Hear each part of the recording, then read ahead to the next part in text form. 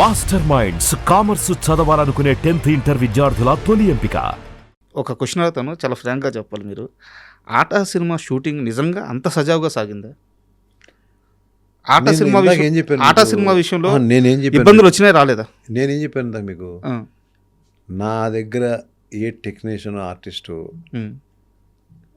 ఒక ఏదైనా అలగడం చేయడం కన్విన్స్ చేసుకుంటారు తప్ప, మీకు ఇది ఏ సందర్భంలో విన్నారో ఎలా విన్నారో, నేను తీసే ప్రాణం పెట్టే సినిమా మీద ఒట్టు. మరి ఆట సినిమా ఎక్కడ విన్నా మీరు ఎవరు, నేను పేర్లు చెప్పొద్దు, ఎక్కడ విన్నా అది రూమర్ అబద్ధం అంతే. ఇంక మీరు ఎందుకంటే అడుగుతున్నాను ఆట గురించి. ఇది నా సినిమా మీద ఒట్టేసి చెప్తున్నా. మీరు ఇది ఎవరు చెప్పారు అనేది కూడా నన్ను మాత్రం అడగద్దు, లేదంటే ఎక్కడి నుంచి విన్నారు వినద్దు, రూమర్ వినొద్దు. నేను చెప్పిందే హానెస్ట్గా చెప్తున్నాను. ఇది జరగదు కూడా, ఇది జరగలేదు నా లైఫ్లో, ఎప్పుడు జరగదు. నేను అలిగిపోతా. అది ఓకే. ప్రభాస్ 5 నిమిషాలు పౌర్ణమికి లేటుగా వస్తే అలిగిపోయాను.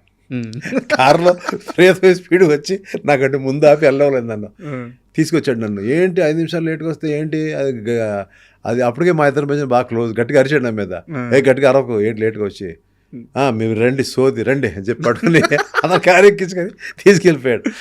అలా ఏదో మనం ఏదో దాంట్లో రాత్రి అంతా మనం నిద్ర లేకుండా ఆలోచించి తీస్తూ ఉంటాం. హిట్ ఆఫ్ ఫ్లాప్ తర్వాత విషయం.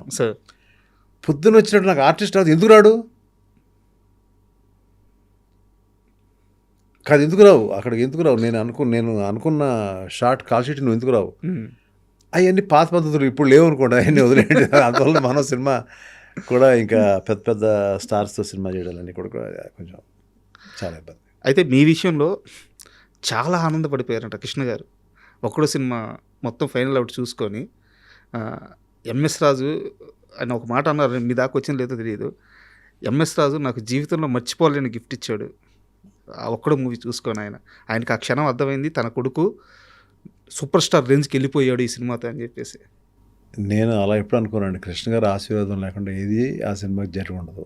ఫస్ట్ ఆయన కాళ్ళకి దండం పెట్టి ఈ సినిమా బాగా జరగాలండి అని చెప్పి కాళ్ళకి దండం పెట్టినండి నేను. అట్ ది సేమ్ టైం మహేష్ బాబులో అంటే ఒక మంచి ఫ్రెండ్ ఆ సినిమాలో. ఎన్ని జోకులు వేసేవాడు అంటే నా మీద, మామూలు జోకులు కాదు. నేను అసలు ఏం అలిగేవాడు కాదు, అలా నవ్వుతూ ఉండేవాడు అతను చూసి. నేనే దొరికాను బాబు నీకు, ఎన్ని జోకులు వేసేవాడు అంటే నా మీద. నేను ఇలా వెళ్ళంగానే అలా వేసేవాడు జోకు. నేను వింటా ఉండేవాడు. మళ్ళీ వెనక్కి తిరిగి వచ్చి ఏంటి వేసావు, ఊరికేనండి. అలా చాలా సరదాగా, అంటే చాలా టఫ్ ఫిల్మ్ అయినా కూడా ఒక్కడు చాలా సరదాగా జరిగిపోయింది. బట్ ఒక్కడో సినిమాకి సంబంధించినంత వరకు గుణశేఖర్ గారు కథ రెడీ చేసుకున్నారు, మహేష్ బాబు గారు హీరోని ఫిక్స్. అయితే ఆ సినిమాని తీసే దమ్మున్న, నేను ఈ వర్డ్ మళ్ళీ వాడుతున్నాను, మళ్ళీ చెప్తున్నానండి, సినిమా కథ రెడీ కాలేదు. మొత్తం కథ రెడీ లేదు, ఐడియా చెప్పారు నాకు. మహేష్ బాబు దగ్గర ఐడియా చెప్పారు. He had some confusion, story screen ప్లేలో హీ హ్యాడ్ సమ్ కన్ఫ్యూషన్. అంతకుముందు గుణశేఖర్ గారు కూడా చాలామంది రామోజీ ఫిల్మ్ సిటీలో రామోజీరావు దగ్గరికి కానీ లేకపోతే ఎంఎస్ రెడ్డి గారి దగ్గరికి వెళ్ళినప్పుడు ఇంత సెట్ వేయాలా లేదా అనే ఒక మీమాంసలో ఉన్నారు. కరెక్ట్. సో ఆ టైంలో తనకి ఎక్కడో నచ్చింది, ఎక్కడో ఇష్యూ కూడా ఉంది అనేది మహేష్ బాబు. నేను ఎన్ని ఫ్యాక్టర్స్ ఎక్కువ చెప్పలేదు. నేను చెప్పండి సార్, పర్లేదు చెప్పండి. చెప్పినప్పుడు అప్పుడు ఆయన కూడా వాళ్ళిద్దరు కలిసి ఏమనుకున్నారంటే, ఒక ఎంఎస్ రాజు దేవిపుత్రుడు లాంటి సినిమా ఫ్లాప్ సినిమా ఇచ్చినా కూడా, మీరు కొన్ని ఫ్లాపులు నేను కొన్ని ఫ్లాపులు ఇచ్చినా కూడా మన ముగ్గురు కలిస్తే మంచిది అనేది వాళ్ళతో డిసైడ్ చేసుకున్నారు. మేము ముగ్గురు ఫ్లాప్ పీపుల్ కలిసి మళ్ళీ కలుస్తున్నాము అన్నప్పుడు నాకు మళ్ళీ ఒకరోజు ఇద్దరు కలిసి ఉండగా నాకు ఫోన్ చేశారు. ఫోన్ చేసి సార్ అని చెప్పి, మీరు రండి ఇక్కడ మహేష్ బాబు ఇక్కడే ఉన్నాడు, ఒకసారి మాట్లాడదానండి అన్నాడు. నేను ఎక్కడో ఏదో వేరే పనిలో ఉన్నాను, నేను వేరే స్టోరీ కథ గురించి ఏదో ఆలోచించుకుంటున్నాను, ఏదో నీ స్నేహం అనుకుంటాను. నేను కార్ వేసుకుని కార్ డ్రైవర్ లేడు, నేను కార్ డ్రైవ్ చేసుకు వెళ్ళిపోయాను. స్ట్రైట్గా పద్మాలకి వెళ్ళాను. పద్మాలకి వెళ్ళి కూర్చున్న తర్వాత మహేష్ చాలా ముక్తసరిగా మాట్లాడతాడు. బాగున్నారా, టిఫిన్ తిన్నారా, మంచినీళ్ళు, ఈ సీన్ ఉండదు అతని దగ్గర. స్ట్రైట్గా మన ముగ్గురు కలిసి సినిమా చేద్దామా అన్నాడు. అయిపోయింది. అదేంటే బాబు నాయన, నేను ఎలా పరిచయం అంటే, నాకు అంతకుముందు మహేష్ బాబు తను మెడ్రాస్లో ఎక్కడ ఆంధ్ర క్లబ్లో మేము కొంచెం లావుగా ఉండగా తెలుసు నాకు. తర్వాత నాకు పెద్ద పరిచయం లేదు. మురారి సినిమా నాకు బాగా హెల్ప్ అయింది సినిమా చూడడం. సార్ అది చూసి క్లైమాక్స్లో అతను ఇది చూసి సడన్గా కృష్ణ గారికి ఫోన్ చేశాను. ఇది ఈ ఇన్సిడెంట్ జరగకముందు ఇప్పుడు చేసి నేను వస్తానని చెప్పండి అని చెప్తే కృష్ణ గారు రమ్మన్నారు. వచ్చిన తర్వాత భలే నచ్చాడండి మీ అబ్బాయి మురారిలో ఏం చేశాడు. రాజ్ కుమార్ చూశాను, ఓకే ఒక మంచి మెటీరియల్, యాక్టర్గా మంచి యాక్టర్ అండి, నేను ఎప్పటికైనా సినిమా చేద్దాం అని అప్పటి నుంచి అనుకుంటున్నాను నేను. ఓకే. అప్పుడు మహేష్ని కలిశాను అప్పుడు ఇప్పుడు ఎప్పుడైతే మళ్ళీ కలిసి ఓ సినిమా చేద్దాం అని అనుకున్నప్పుడు కొంచెం తర్వాత మహేష్ కూడా నాకు ఫోన్ చేశాడు. తర్వాత కాస్ట్ ఎక్కువ అవుతుందండి, కొంచెం స్క్రీన్ ప్లే అటు ఇటుగా ఉంది, ఏదైనా మనం అందరం కలిసి వర్క్ చేద్దాం, బాగా చేద్దాం, మీరు బాగా చూస్తారు కథను కూడా, మీ ఇద్దరు కాంబినేషన్ బాగుంటుంది, నాకు కూడా ఒక మంచి సినిమా వస్తుందని ఉద్దేశం ఉంది అని అప్పుడు సరే అండి గుణశేఖర్ గారు నాకు కథ చెప్పండి అన్నప్పుడు నేను ఇదే ఆఫీస్ ఏదైతే మన సంతలో తీసిన ఆఫీసు లేకపోతే ఇంకో ఆఫీసు ఉందో అక్కడ టైంలో ఆయన వచ్చారు. ఉద్వేగంగా ఒక అరగంట చెప్పారు. చెప్పంగానే 10 నిమిషాలు బాగుందండి అన్న. బాగుందన్న తర్వాత మెల్లమెల్లగా ఒకేసారి చెప్తే బాగోదని మెల్లమెల్లగా 1-2 డేస్ టైం తీసుకుని నాకు ఈ పోర్షన్ నచ్చలేదండి, ఈ పోర్షన్ నచ్చలేదు, ఇక్కడ కన్ఫ్యూజన్ ఉందండి, అక్కడ కన్ఫ్యూజన్ ఉందండి. ఈలో మహేష్ ఏంటి ఎలా ఉంది మేము వస్తామని చెప్పి మేము ఇద్దరు కలిసి వెళ్ళాం. మళ్ళీ ఓకే.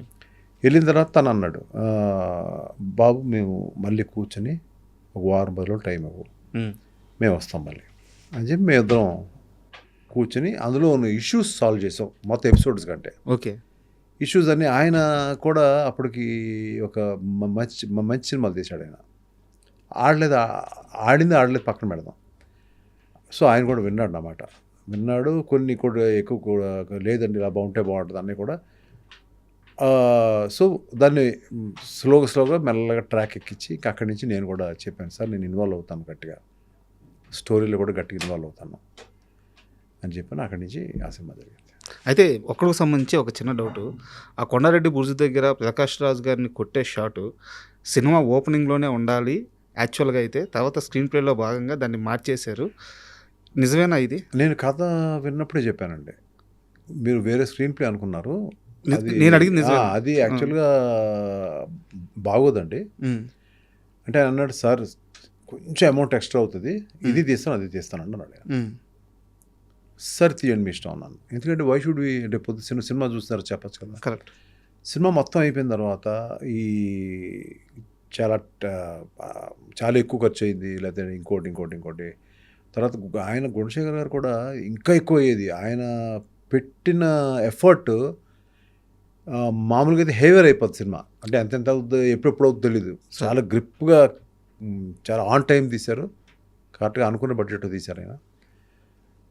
దాని తర్వాత మళ్ళీ రష్ చూపించినప్పుడు నేను స్ట్రైట్గా చెప్పేశాను, సార్ అప్పుడు నేను చెప్తాను అదే మాటకి స్టిక్ అనే ఉంటున్నాను, నేను వర్కౌట్ అవుతుంది సార్ ఇది ఇంటర్నేషనల్ సినిమా సార్, అలా కాదు సార్ ఇలా కాదు సార్ అంటే, తర్వాత ఓ పని చేయండి సార్, మీకు నాకు ఇష్టలు మన పరుచూరు బ్రదర్స్ వాళ్ళు పెట్టి కూర్చోబెడదాం.